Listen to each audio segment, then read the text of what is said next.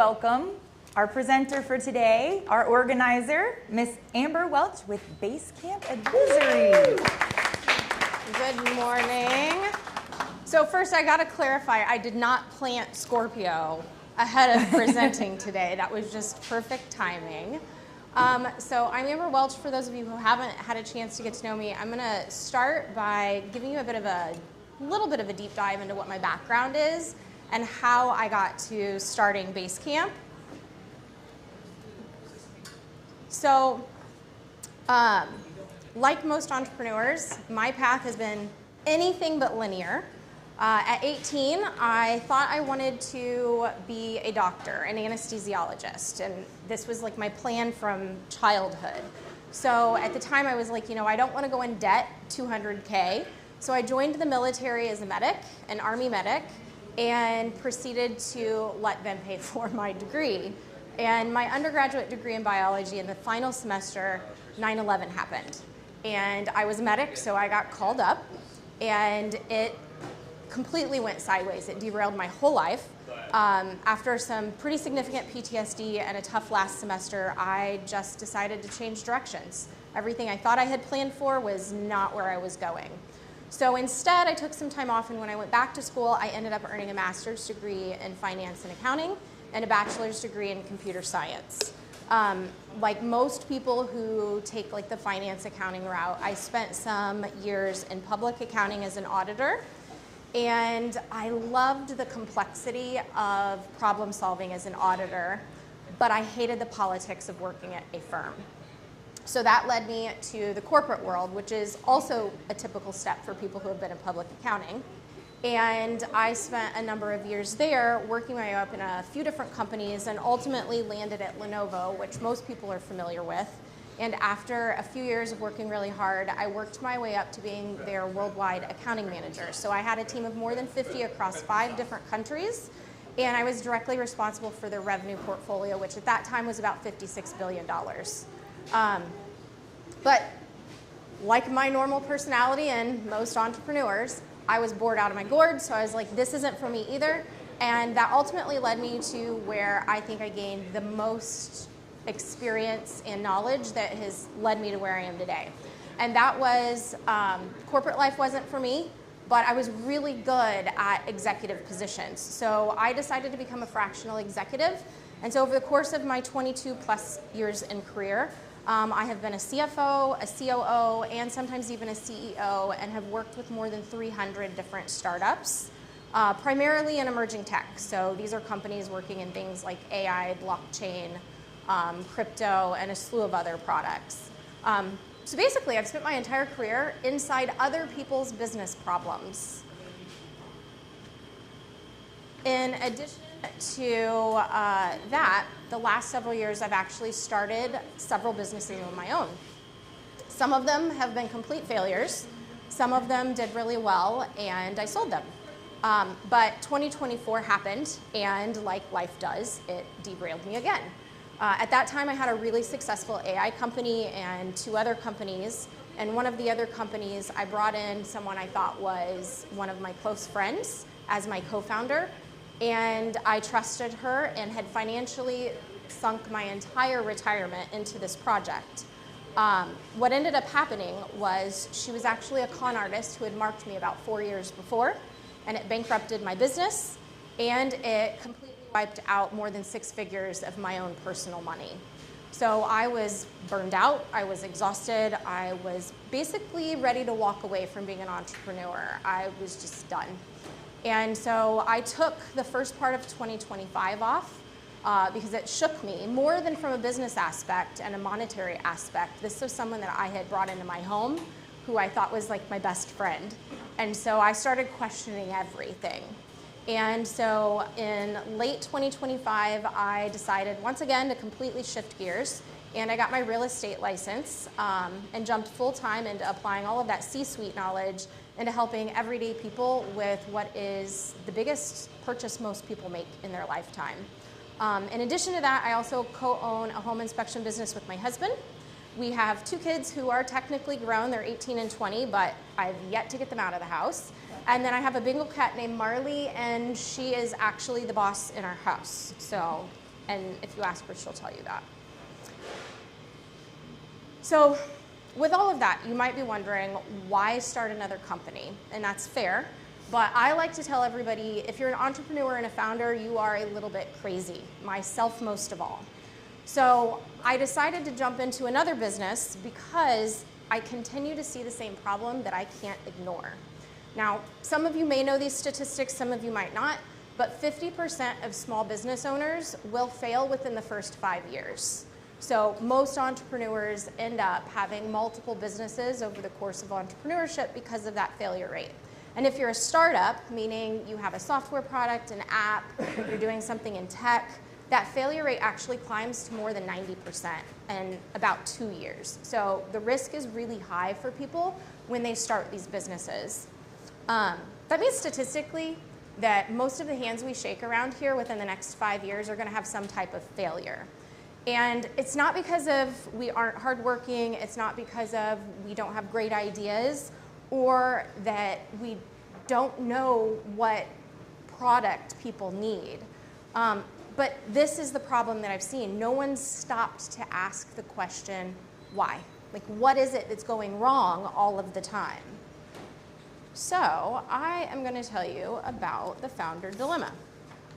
And every founder, I don't care how established your business is, if you own a company, you are going to run into this at some point. For some people, it's when you first have your idea, you have this great idea and you think, oh, this would solve XYZ problem. But you don't know how to jump into it. So everything feels overwhelming. For a lot of other people, maybe you get started and you get going down that road, but then you become overwhelmed by things like sales, hiring, cash flow, and everything feels urgent. You are struggling to delegate, you don't know how to scale, and you just don't know how to get past that next step. So we see this here every week, right? We see tons of great companies present amazing ideas, they get valuable feedback, and then the question mark happens. What do I do with all of it? How do I parse out what's useful? How do I plan goals that are gonna actionably move my company forward? So the problem really isn't the lack of advice, it's how do you do it and when and in what order? And every founder runs into that issue along the way. So over the 22 plus years that I've worked with hundreds of companies and been involved in all of this problem solving, I realized I had put together a framework for these business owners and senior management to actually use to guide them on how to decide what order to make their goals and set them in and how to actually achieve them. I call it the mountain method. And I'm a big fan of trying to hit on every way people learn, and so that's kind of where this idea came from, is instead of just doing the thing, I wanted to teach people how to do it for themselves so that they don't have to have me do it for them. So what it consists of, when you think of a mountain or a mountain range, right? Think of your business as a mountain range. Every peak of every different mountain is a goal that you're gonna encounter in your business. But most of us don't know how to get there. I like to think of this as eating a whale one bite at a time. So the first step is you have to aim for that goal. And I'm a big fan of acronyms, coming from an accounting background. That's how we all learn to pass our CPA. And so AIM actually stands for 3 words: aspire, intent, and money. And it's pretty straightforward. Your aspiration is your personal goal tied to that bigger goal. So what do you personally want to achieve? What is quantifiable personally to you when you're setting that goal? Your intent is your business goal. What do you intend for your business to achieve? What is quantifiable for that goal? And then M is money, because every primary goal that you set for your business is going to have some type of monetary goal tied to it.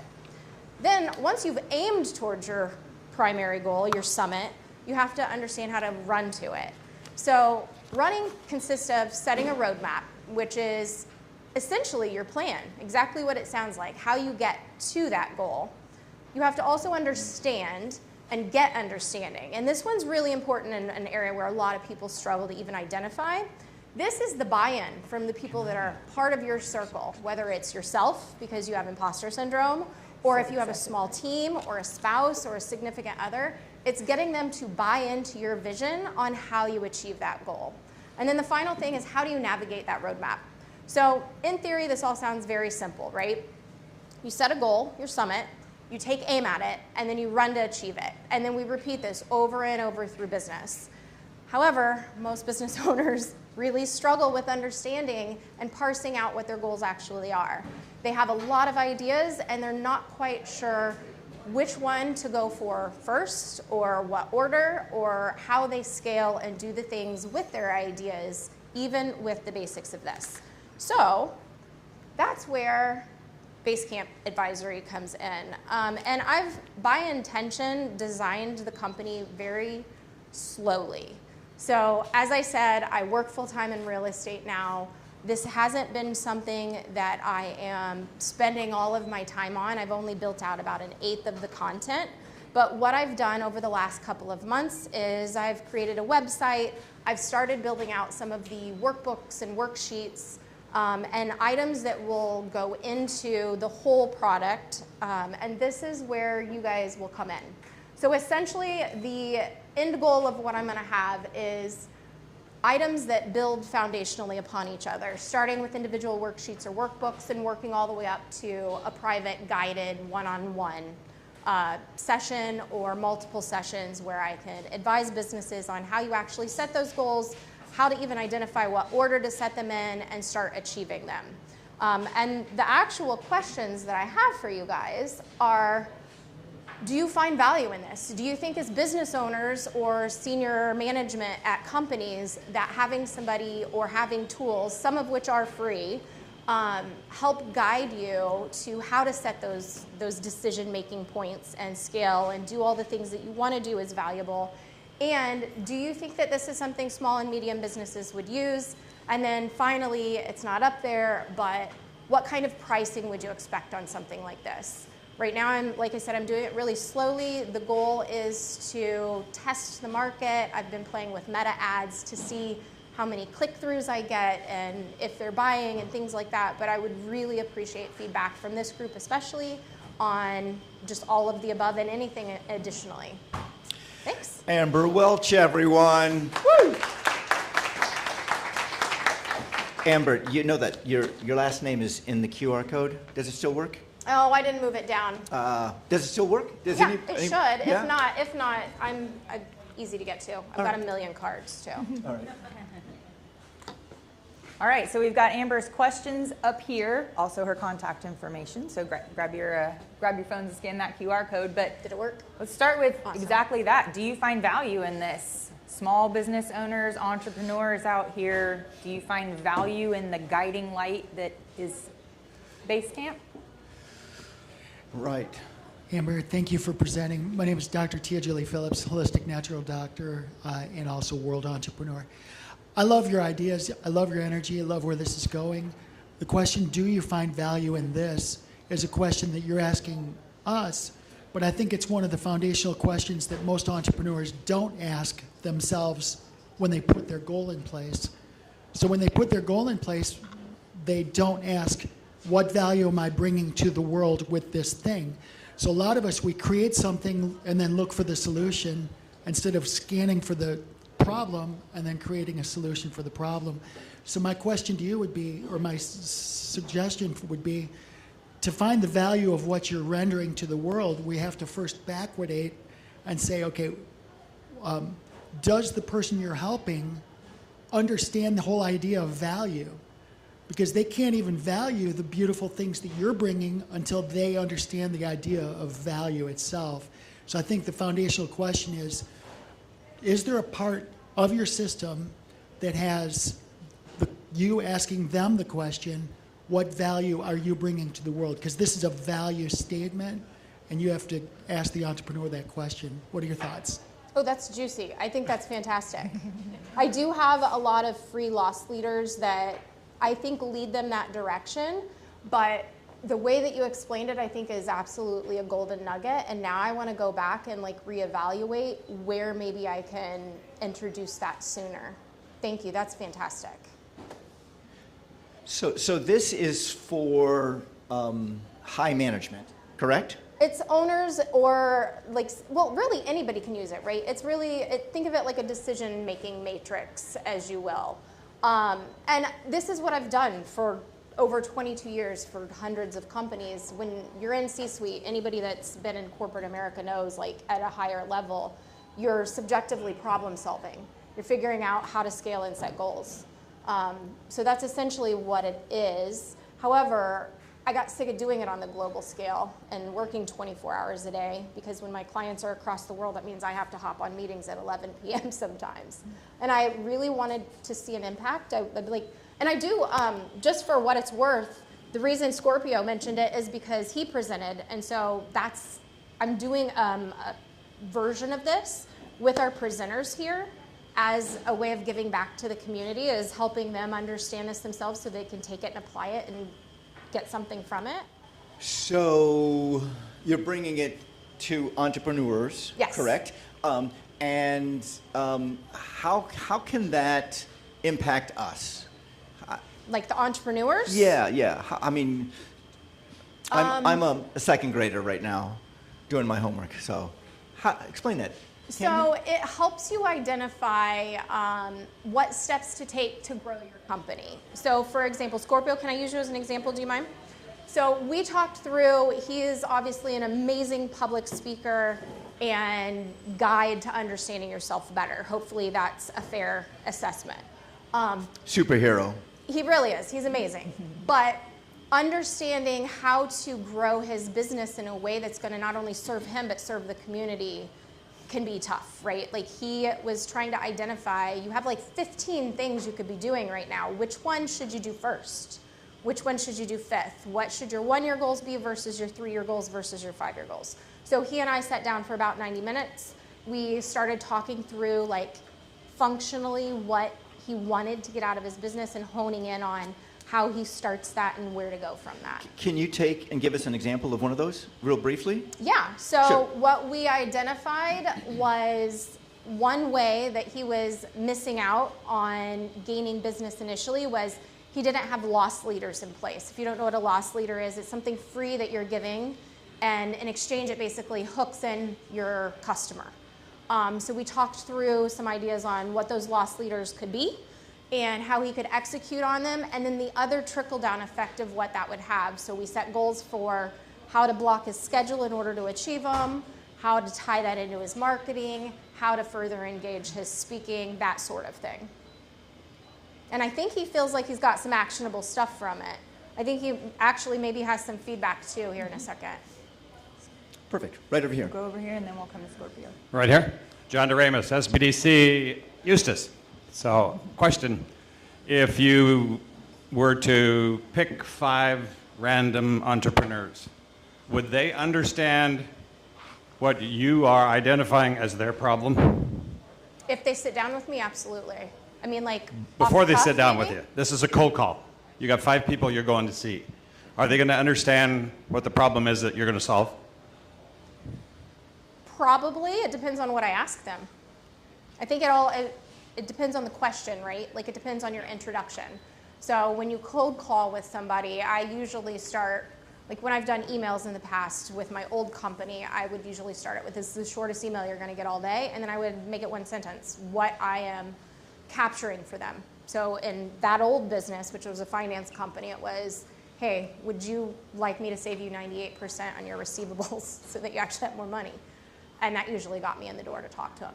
But that's a valid question. If they don't understand the problem, they're not going to sit down and listen to your questions. Exactly. I think that builds on what Dr. Phillips was actually saying too, so that's valid.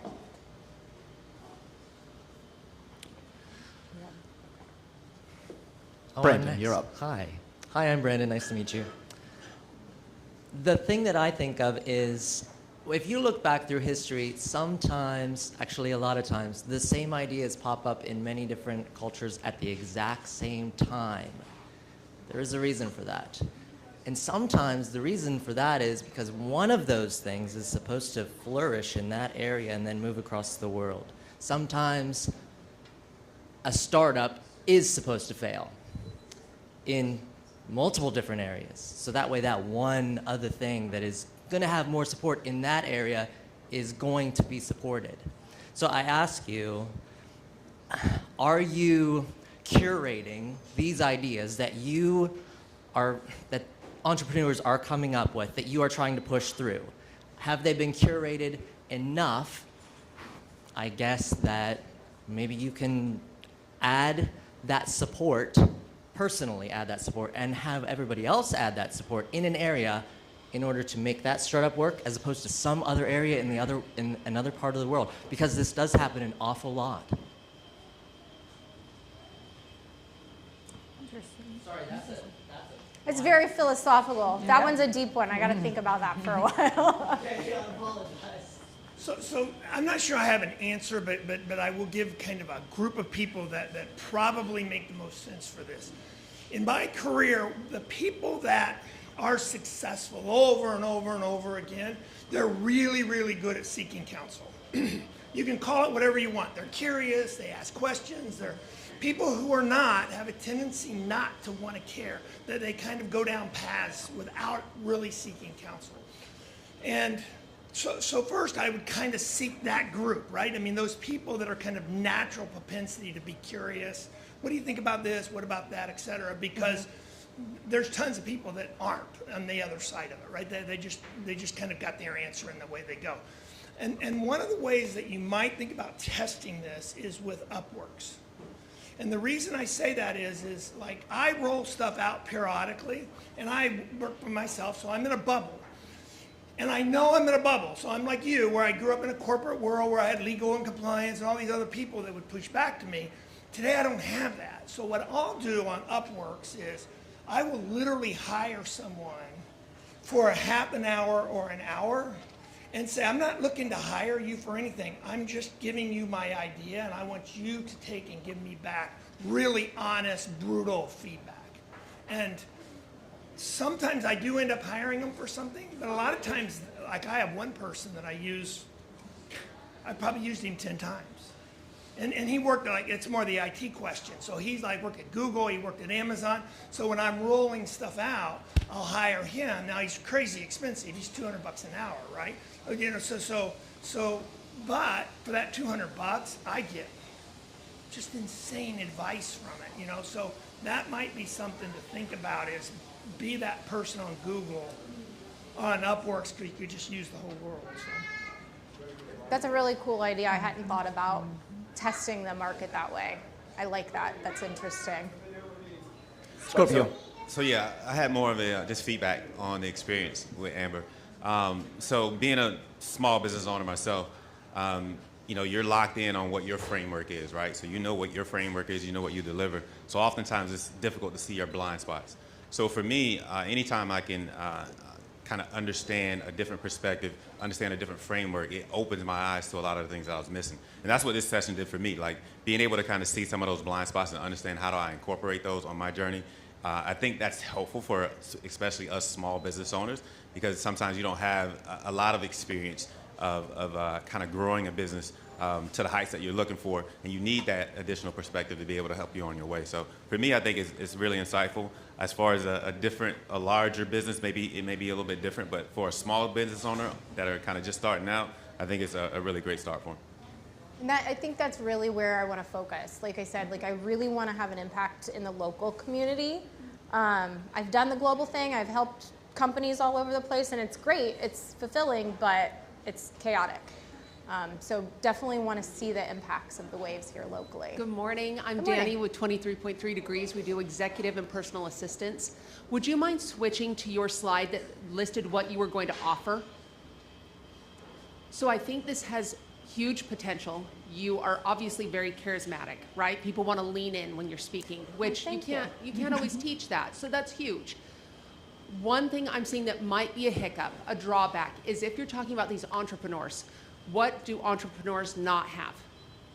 Time, right? So when we're talking about individual worksheets, bundles, workbook packages, I immediately think to myself, I don't have time for that. It's not that it's not a great idea. You seem very personable and very knowledgeable, but I go, maybe next year, maybe I'll get to that. So if you can make this easily accessible on a platform, something where it's digitally capturing those answers, right? This is a quick quiz. Scan this QR code. Let's get that feedback. But asking someone to fill out the individual worksheets and then do the workbook and then send it back to you, I think that's where you may lose people because how fast-paced the world is. It just seems like a bit of a drawback, whereas your one-on-one sessions seem to be hugely valuable. That's all I have to say. I think it's a great idea. Helpful. I have them all set up as digital downloads with the intent being to build it out as an online actual course for the full thing. But I will actually look into building either a product within the product or maybe just switching to I think that's a fantastic idea. Even if it's an audio book or something they can listen to while they're driving, or a video that they can, just 5-minute video that they can watch during lunch, something that is going to grab their attention, but they don't feel like, well, I have to set aside 30 minutes to do this later. They're doing it throughout their day. That's fantastic advice. Good idea, Danny. Hey, here's something. I have researchers that work with me, and I do not have the time to sit down and read all the information. They read information and they regurgitate it to me. However, not baby birding. I'm not talking about that. They regurgitate it to me through AI audio tapes or audio files, and I listen to it while I'm driving, and that's good stuff. I like it. Who's up next? Good morning. Great presentation. I've made that same pivot, Alexander Scott and Associates. What I've done is take the things that I do and build simulators to help me test what my ICP and MVP are, and I'll be glad to run one for you. So it will answer some of these questions like hone in more around who is my market, what's the match and the alignment, and it only takes a few minutes to do it. Cool. Hey, good morning, Amber. Red Taylor of Sugarloaf Partners, nonprofit fundraising consulting. I want to say 3 things. First off, thank you for your service to serving our country in the United States Army. The second thing, something that may be a benefit, and one of the reasons why I've continued to come to 1 Million Cups is perhaps offering a cohort or a group opportunity. I really find a lot of inspiration getting to know other people, hearing their problems, and hearing their possible solutions. And then 3, since I help nonprofits, that may be a segment that you want to help as well. There are a lot of potential clients that I talk with that say, you know, Red, I thought about starting up a nonprofit, and nonprofits are a business too. You may want to have a different pricing model for those, but they really need the help to refine what they're going to do. So those are my 3 points. Thank you. Okay, Lee Tran. I want to feed on Joanne. Is that Danny's idea, because time is the essence of being a business owner, a small business owner especially. And I think that one-on-one is valuable, maybe just once in a while, but I think group coaching and having hot seats so the whole entire group can learn from each other and they feed off each other. And then you do a special one-on-one at the time it's needed. So that way, everybody get value out of it at the same time. And hot seat is a great thing to, put in persons in at the spot so everybody else can hear about the problem they have. Explain hot seat. All right, you pull out one person with the challenge and you sit there and you tell people, and just like us right here, and it's like, okay, what's my ideas? How I'm gonna connect with you? How can I help you? It's a mini of 1 Million Cups, but with pay. Do we owe you money now? No, I'm not giving a hot seat. Tia Julie. So, Amber, I'm going to springboard off of what Danny mentioned. I think that was gold. I love what you said. If you merge the idea of people being crunched for time with your idea of putting out there a lost leader, but then move it forward one more step. Right now I'm creating an online academy, but I'm using gamification. So the idea is that if you take those things and put out kind of a teaser and then let people, it's almost like going to school where you have a little bit of content, then you quiz them, and if they get 90%, they go to the next level. So that's what I'm doing, is creating levels. But then once they're in this process, if they want to go to the next level, they have to do increasingly more complex things. So you could throw out there a couple of simple things that are chumming the water. and then see who comes your way, and then let them go through this school, this quiz, this process where there's actually a lot of engagement. And then when you come out the other end, you're going to have these people that are legitimate, that are going to actually say, this is good stuff, I want more. So if you make it a game, you might find some benefit from that. I love it. This feedback's all fantastic, guys. It That's all- why I've been so limited in like what I've done to date, is because I wanted to put the least amount of money into it and then get like real world feedback before I actually started putting more money into it. So I think that the question of finding value has been indirectly answered, and I think Yeah. Tia's point at the beginning, and it's all in the same vein. Find the people who will see the value in this, because not everyone will, and then be ready to articulate that value when you find those people. Where and how you find those people may not just be door knocking. It may be, group events, things like that, where there is that interaction.